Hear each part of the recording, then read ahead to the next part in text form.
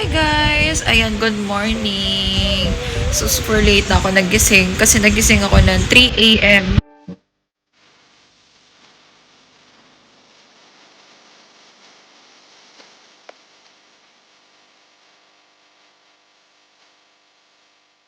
Hi guys! Ayan, so for today's video, hindi tayo gagawa ng mga product review or skincare na marirecommend ko sa inyo. So today guys, finally, alam nyo mga sesi ko dati, nanonood lang ako ng mga rhinoplasty. Ngayon, ako na ang magbe-video ng rhinoplasty. And isa to sa mga dream ko talaga sa buhay. Ayan, na ma-enhance ng bahagya yung nose ko, guys. Actually, yung nose ko, hindi naman siya super pangit. For me, okay na to sa akin. Kasi nakukontour ko naman yan sa pagmi-makeup ko. Pero guys, kung may means naman tayo na mapa-enhance siya, why not? Ayan, so guys, ayan, nagbunga na po yung kasipagan natin. So, yung pagpupuyat sa pagtatrabaho, sa pagla-live selling, ayan. So, ayan na siya, guys. B, mabibili na natin yung ilong na gusto natin. So guys, as you can see, ito yung ilong ko. Ayan, as you can see guys, medyo malungkot talaga siya.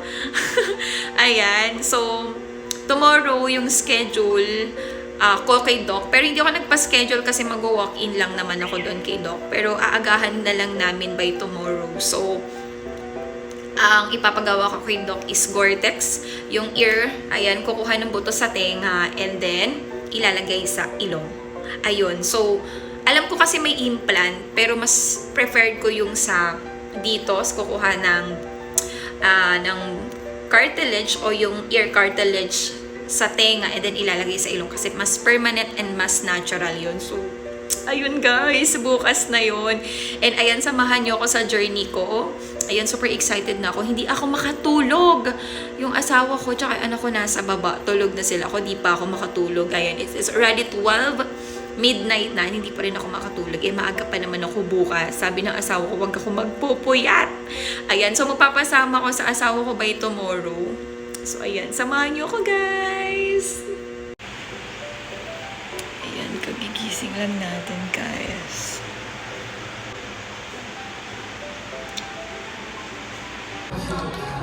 Cheska! Wow!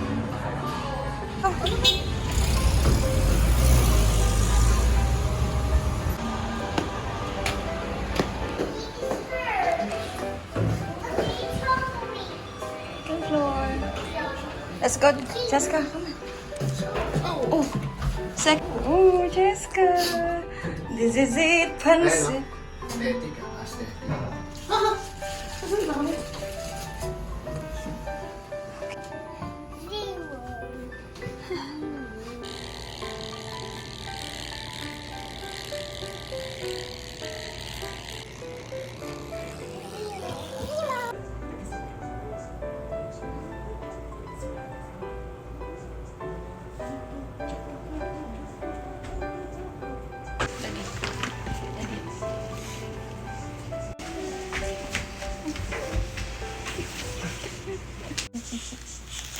What's that?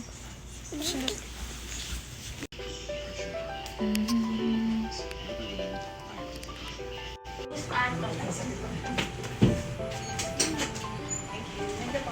you.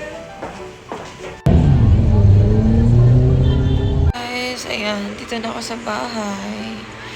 So, this is my nose. Ayan. So, alas 6 na kami nakauwi. So, ayan siya. So, ito yung ear cartilage na nilagay sa nose natin. At ayan naman, magana yung mata ko.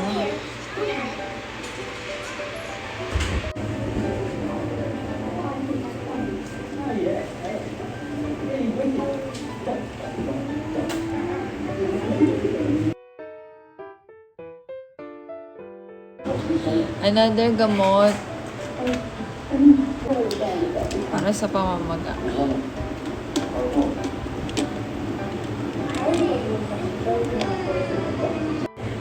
Gamot ulit.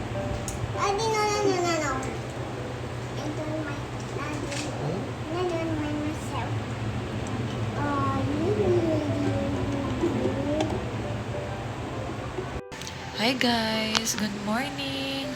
This is day 1 after the surgery. As you can see guys, super namamaga na yung face ko. Ayun, kagigising ko lang. Hindi ako nakatulog ng maayos kagabi kasi hindi ako pwedeng matulog na nakatagilid. Kailangan nakatahihaya lang. Tapos ayun, dito ako natulog sa sofa. Ayan, so kakain muna ako guys. So, ito yung kinakain ko. Ayan. Champorado. Kasi hindi ako pwedeng kumain na matitigas na pagkain.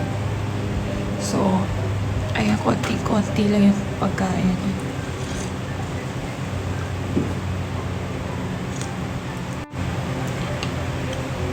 Kasi masakit talaga yung dito. Ayan, as kasi namamaga siya. Sabi naman ni Doc, 2 to 3 days talaga mamamaga siya. So, kailangan ice pack. And then, mamaya, ayan, papakita ko sa inyo kasi ililinisin namin ko. Hindi ko na siya na-videohan kagabi. Alas 3 ng umaga kasi madilim. Pero tinanggal na yung gasa dito. Pinatanggal ko na kay daddy kasi hirap na talaga akong huminga. Hindi ako makahinga. Ayan. Tapos ito, tenga ko medyo makirot siya. Ayan. So, para hindi ako mahirapang humiga, guys. Ayan, dito yung mga gamot ko. Ito, nasal spray siya. Ayan, nilalagay siya. Ilagay na siya sa ilong. Para makahinga ka. Kasi namamaga yung loob niya. Ayan. So, ginaganon lang siya. And then, ito yung mga cotton balls. Ayan, yung pinanglilinis ko sa ilong ko kasi yung ilong ko super, ayun o, ayun yung mga tahi. Ayan. So, mamaya, guys, babalikan ko kayo kasi lilinisin natin yung ilong ko tsaka yung tenga ko. Hi, guys! Ayan, maglilinis na tayo ng ilong. Ayan, si daddy ang maglilinis sa akin. Ayan yung ilong natin, guys. Ito yung day 1. Ayan. Tapos ito iniinom ko. Pineapple. Kasi nakakabawa siya ng pamamaga. Sobrang maga pa. Ayan o. Nahirapan ako huminga.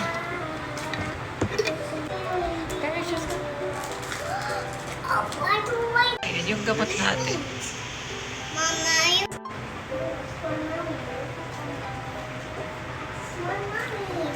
Ganyan mo kasi ano na yung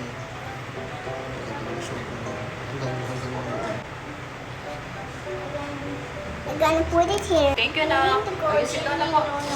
sit down na po.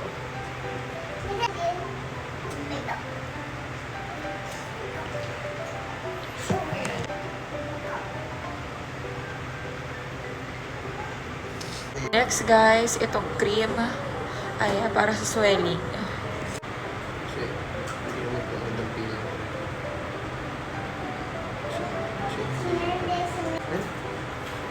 Yan. Ha?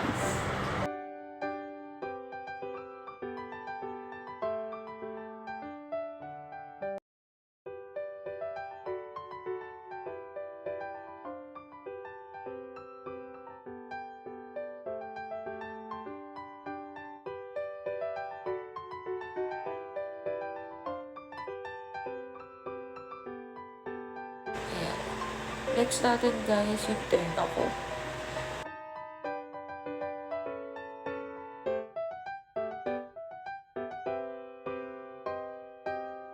Hi guys! Ayan, good morning! So, super late na ako nagising kasi nagising ako ng 3 a.m. para uminom ng mga meds ko. Sa mga nagtatanong pala guys, this is my 5th day after my rhinoplasty. So, hindi ko pa ata ito nababanggit. Yung ginawa sa akin yung is Gore-Tex ear cartilage T-plasty. Ayan, nagpalagay din ako ng T-plasty dito. Hindi na ako nagpa-alar kasi parang yung nose ko naman yung alar ko. Hindi naman masyadong malaki. And ito yung mga iniinom kong gamot. Actually, minom na ako kanina. Ayan.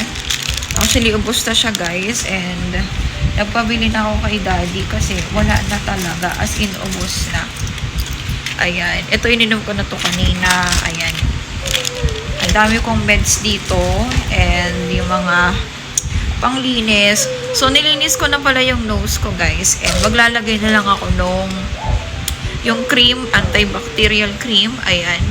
And medyo pantay na rin yung butas ng ilong ko, guys. Kahapon kasi medyo namamaga siya. Yung ito. Pero ayan, pantay na siya. And this is my side profile. Ayan yung side profile ko, diba? Meron na talaga siya. Yung sa chin ko, guys, medyo nakaganon siya. Kasi hindi ako nagpa-chin augmentation. So, ayan. Happy na ako sa result. Ang 5th day ko pa lang to, guys. And sa 7th day, ayan, papunta ako dun sa doctor ko. Dun sa nag-surgery sa akin kasi tatanggalin na yung mga tahi. Ayan. Pati dito sa tenga ko.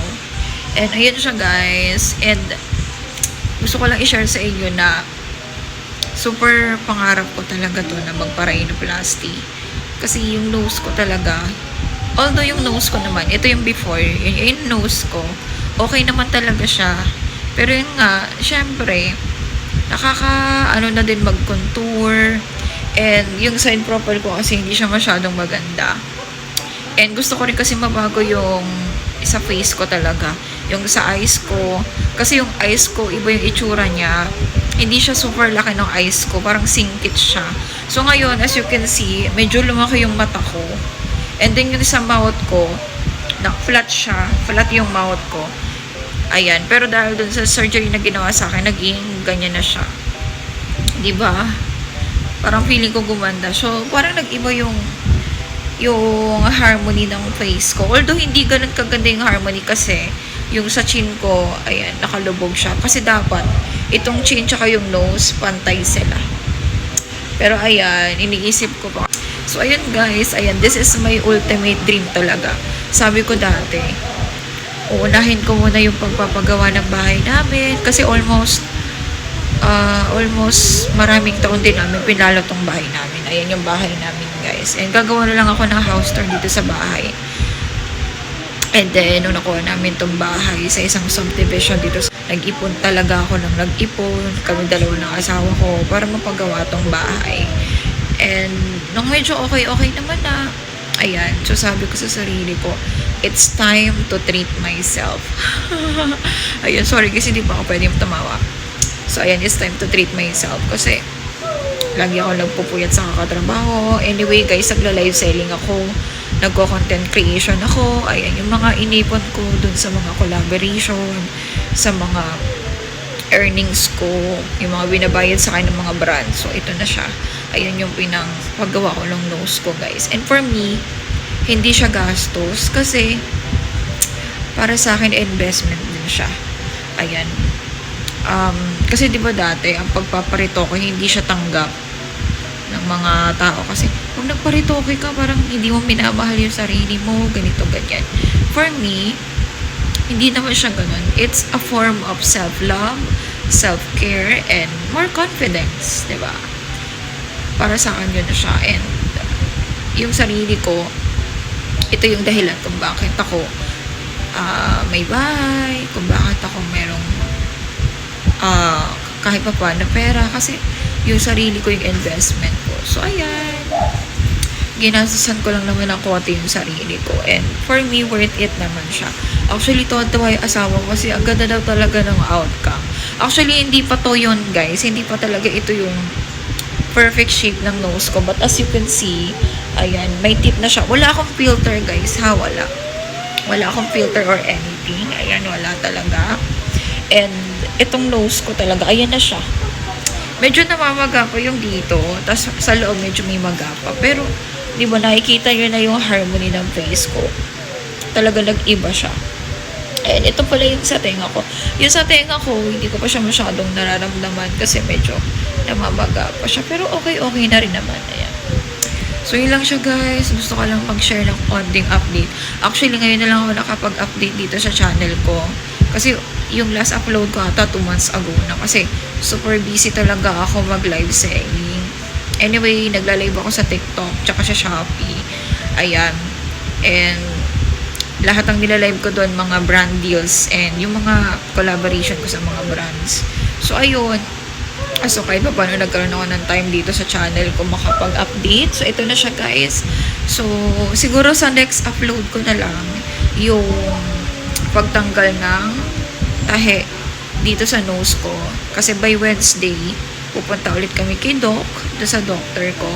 And, ayan, tatanggalin na yung tahe, pati dito sa tenga ko. So, yun lang, guys. Samahan nyo ko next update.